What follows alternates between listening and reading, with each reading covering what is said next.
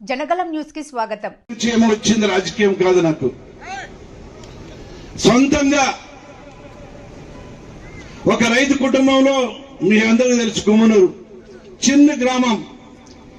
అలాంటి గ్రామంలో ఒక రైతు బిడ్డగా ఉంటూ రాజకీయం స్టార్ట్ చేసిన తర్వాత ఆ రోజుల్లో కూడా నాకు ఎవరు అండగానే ఎవరు లేరు.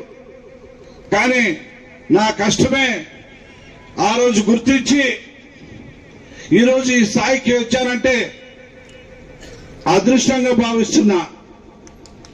అది కూడా కర్నూలు జిల్లా నుంచి 2 సార్లు ఎమ్మెల్యేగా, మరి అనంతపురం జిల్లాకు వచ్చిన తర్వాత ఎంతో మంది కూడా భయపడ్డారు. అన్న తప్పు చేశాడు, అన్న ఎందుకు ఆ నిర్ణయం తీసుకున్నాడు అని చెప్పేసి ఎంతో మంది కూడా అన్నారు. కానీ ఆ దేవుడు నాకు మనసులో వచ్చి నువ్వు కరెక్ట్ పని చేశావని చెప్పేసి కూడా ఈ రోజు అంటున్నారు ఎంతో మంది. అన్నా నువ్వు నీ నిర్ణయం చాలా కరెక్ట్, ఈ రోజులో నీలాంటి అదృష్టవంతుడు ఏ ఎమ్మెల్యే లేడని చెప్పుకోవడం కూడా నాకు అదృష్టంగా భావిస్తున్నా. ఈ మాట నా మాటల్లో కాదు, నేను రాజకీయంగా ఏ పార్టీకి పోయినా కూడా, ఏ సభకు పోయినా కూడా మాటల్లో వాళ్ళు చెప్తారు, అన్న ఈసారి అదృష్టవంత అంటే నువ్వే అని. అది వాస్తవమే. పెద్ద అయిన నారా చంద్రబాబు నాయుడు గారు కూడా నన్ను పార్టీలో చేర్చుకున్నప్పుడు కూడా ఆయన ఇలాగే మన కలయిక 5 సంవత్సరాలతో రాజకీయం కాదు, నువ్వు నేను ఉన్నంత వరకు శాశ్వతంగా రాజకీయం చేస్తాం, తర్వాత నీ కొడుకు నా కొడుకు రాజకీయం చేస్తామని చెప్పి ఆ పెద్ద ఆయన మాట ప్రకారంగా ఈరోజు ఈ పార్టీలో నేను అదృష్టవంతుడిగా నేను భావిస్తున్నాను. అది కాకున్నట్లా మన గుంటకల్లు నియోజకవర్గంలో ఎంతో మంది తెలుగుదేశం పార్టీకి 30-40 సంవత్సరాల నుంచి కష్టపడిన వాళ్ళు ఎంతో మంది ఉన్నారు. అలాంటి వాళ్ళని గుర్తించలేక ఎక్కడో మూలన పడేసి వారి వారి కుటుంబాలు వారి వారి భవిష్యత్తే చూసుకున్నారు. కానీ అందరూ బాగుండాలని ఎక్కడ కూడా అందరూ నాతో పాటు సమానంగా నాయకులు చూసే నాయకుడు వాళ్ళ మాటల్లోనే చెప్పారు. తమ్ముడు హేమాద్రి చెప్పాడు, ఎంతో మంది కష్టపడ్డానే కానీ నాకి అన్న వచ్చిన తర్వాత నా కష్టాన్ని ఫలితం దక్కిందంటే అది వాస్తవమే. అదేవిధంగా మసారప్ప సీనియర్ నాయకుడు ఎంతో మంది కూడా ఎన్నో 40 సంవత్సరాల నుంచి కూడా పార్టీ పనిచేసినా కూడా గుర్తింపు లేక ఎక్కడో మూల పడే వాళ్ళు ఉన్నారు. కానీ మీ అందరికి మాటిస్తున్నా, కష్టపడిన వాళ్ళకి ఎప్పుడైనా కానీ అదృష్టం ఉంటుంది. మనందరం కూడా కలిసి ఉంటే కలదు సుఖం, కలిసి వస్తే అదృష్టం అనే విధంగా మనమందరూ కష్టపడదాం.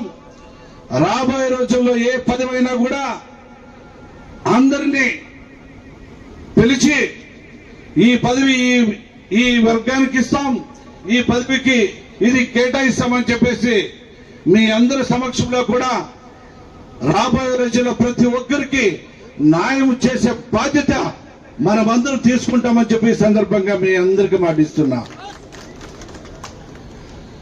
ఇలాంటి పదవులు ఇంకా ఎన్నో ఉన్నాయి. రాబోయే రోజుల్లో ఎంపీటీసీలు కావచ్చు, సర్పంచులు కావచ్చు, జడ్పీటీసీలు కావచ్చు, కౌన్సిలర్లు కావచ్చు, మేయర్లు కావచ్చు. ఇది ఒక వర్గానికే కాదు, మన గుంటకల్ నియోజకవర్గంలో ఉన్న అన్ని వర్గాలకి సమానంగా రాజకీయం చేసే బాధ్యత నేను తీసుకుంటానని చెప్పి ఈ సందర్భంగా మీ అందరికీ పాటిస్తున్నా. కాబట్టి ఇలాగే కలిసిమెలిసి రాజకీయానికి మన పెద్ద అయిన నారా చంద్రబాబు నాయుడు గారు సూపర్ 6 పథకాలంటే చాలా అద్భుతమైన పథకాలు. గత ప్రభుత్వంలో నేను కూడా పనిచేశా, చెప్పనివి చెప్పుకునేవి అన్నారే కానీ ప్రజలకి ఏది కూడా పట్టింపు లేక, తమ్ముడు చెప్పాడు ఈరోజు ఆ గత పరిపాలనలో ఎలా జరిగిందనేది.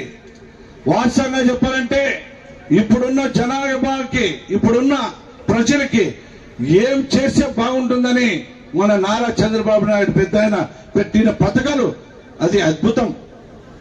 ఎందుకంటే వయసు మళ్ళిన తర్వాత అవ్వాతాతలకి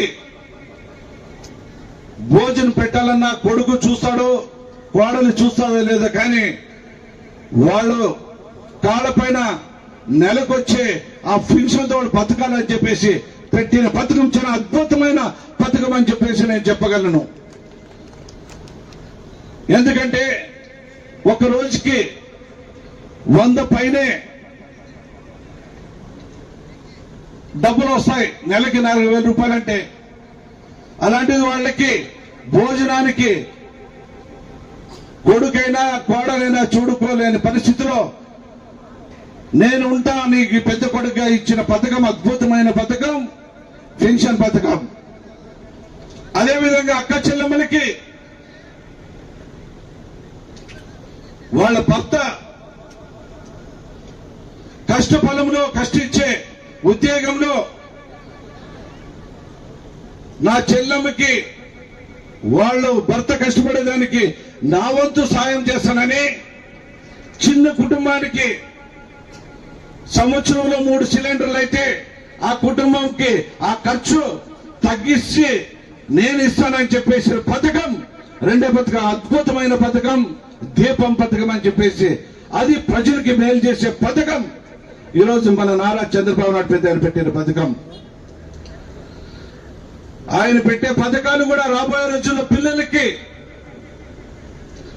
అమ్మకి వందనం అనే పథకం కూడా రిలీజ్ అయ్యి పిల్లల్ని చదువుకునిచ్చే భవిష్యత్ కలిగే పథకం బ్రహ్మాండంగా ఇంకా రాబోయే రోజుల్లో చెప్పిన ప్రతి ఒక్క పథకాన్ని నెరవేర్చి ప్రజలకి అందించి ప్రజలు బాగుండాలనే ఒక మంచి ఉద్దేశంతో ఆ సూపర్ 6 పథకాలు అద్భుతంగా ప్రవేశపెట్టి పెట్టడమే కాకుండా ప్రతి గ్రామం బాగుండాలా, గ్రామం బాగుంటేనే దేశం బాగుంటుందనే ఒక విధంగా ప్రతి గ్రామంలో సీసీ రోడ్లు వేస్తుంటే మొన్ననే పామిడిలో కూడా ఒక డ్రైనేజ్ చాలా అధ్వాన పరిస్థితి ఉంటూ రోడ్లు లేని పరిస్థితిలో ఉంటే నిన్న లేదు మొన్ననే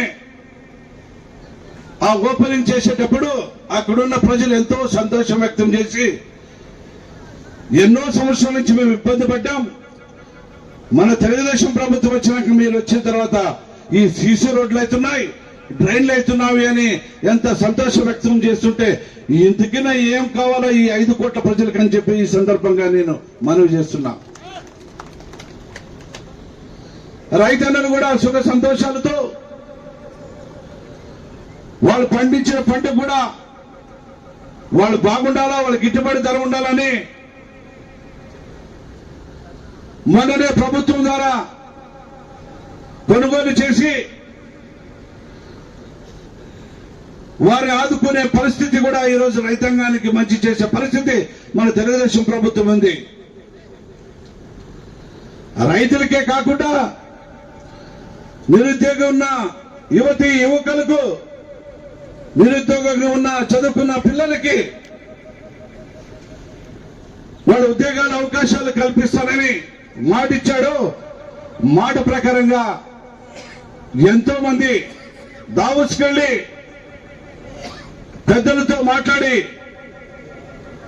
మా రాష్ట్రానికి రండి, మా రాష్ట్రంలో పెట్టుబడులు పెట్టండి, మీ అందరికి మేము సాయం చేస్తాం, మా 5 కోట్ల ప్రజలకు బాగా జరుగుతుంది, 5 కోట్ల ప్రజలున్న పిల్లలకు ఉద్యోగాల అవకాశాలు కల్పిస్తామని చెప్పి దావోస్కెళ్లి కష్టపడి రాష్ట్రాన్ని అభివృద్ధి బాటలో నడిపే నాయకుడు మన ముఖ్యమంత్రి నారా చంద్రబాబు నాయుడు గారు. కాబట్టి అదేవిధంగా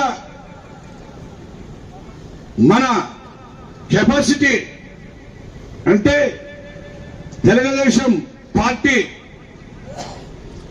ఎంత ఉందంటే ఎన్నో రాష్ట్రాల్లో పార్టీ పెట్టిన వాళ్ళు ఉన్నారు, కానీ మన రాష్ట్రంలో కోటి పైచలకనే సభ్యత్వం కలిగి ముందుకొచ్చి సభ్యత్వం చేయించిన పార్టీ ఏదైనా ఉందంటే ఒక తెలుగుదేశం పార్టీ అని మన పార్టీ అని చెప్పొచ్చు. ఈరోజు అలాంటి పార్టీకి కేంద్రం కూడా మద్దతు ఇచ్చి అన్ని రాష్ట్రాలకి గొప్ప అయిన రాష్ట్రం ఏదైనా ఉందంటే ఒక ఆంధ్ర రాష్ట్రం అని చెప్పి కేంద్రం కూడా మన వైపు చూసి పెట్టుబడులు కానీ ఫండ్స్ కానీ అన్ని విధాలుగా ఆదుకునే నాయకుడు నరేంద్ర మోడీ పెద్ద ఆయన ఉన్నాడు కాబట్టి ఈరోజు ఎన్డీఏ గవర్నమెంట్ ద్వారా మన ప్రభుత్వంలో పవన్ కళ్యాణ్ కూడా డిప్యూటీ సీఎం గా ఉంటూ ప్రజలకు మేలు చేసే బాగుంటుందని కలయిక ఈ 3 కలయికల్లో బ్రహ్మాండమైన పరిపాలన జరుగుతుంది ఆంధ్ర రాష్ట్రంలో. పక్కన ఉన్న రాష్ట్రాలు కూడా చూస్తున్నాయి ఆంధ్ర రాష్ట్రం వైపు అన్ని విధాలుగా అభివృద్ధి చెంది రాబోయే రోజుల్లో మన భవిష్యత్తుకి మంచి అవకాశం కల్పించేదానికి మన ప్రభుత్వం చర్యలు తీసుకుంటాయి. మన ముఖ్యమంత్రి నారా చంద్రబాబు నాయుడు పెద్ద ఆయన కూడా అన్ని విధాలుగా 5 కోట్ల ప్రజలకి ఆయన మంచి పరిపాలన అందిస్తున్నాడు కాబట్టి మనందరం కూడా పెద్ద ఆయనకి రుణపడి ఉండాలని ఇలాంటి వేదికలు కింద ఉన్న వాళ్ళకు కూడా అదృష్టం ఖచ్చితంగా కలిసి వస్తుంది. మీకు కూడా ఈ స్టేజ్ మీదకి వచ్చి సన్మానించుకునే రోజు ఖచ్చితంగా తీసుకొచ్చే జవాబారి నేను తీసుకుంటానని చెప్పి ఈ సందర్భంగా మీ అందరికి మాటిస్తూ ఇక్కడికి వచ్చిన ప్రతి ఒక్కరికి తెలుగుదేశం కుటుంబాలు అక్క చెల్లెమ్మలు అందరూ కూడా వేదిక మీద ఉన్న పెద్దలందరూ కూడా పేరు పేరు నా హృదయపూర్వక ధన్యవాదాలు తెలుపుకుంటూ సెలవు తీసుకుంటున్నాను.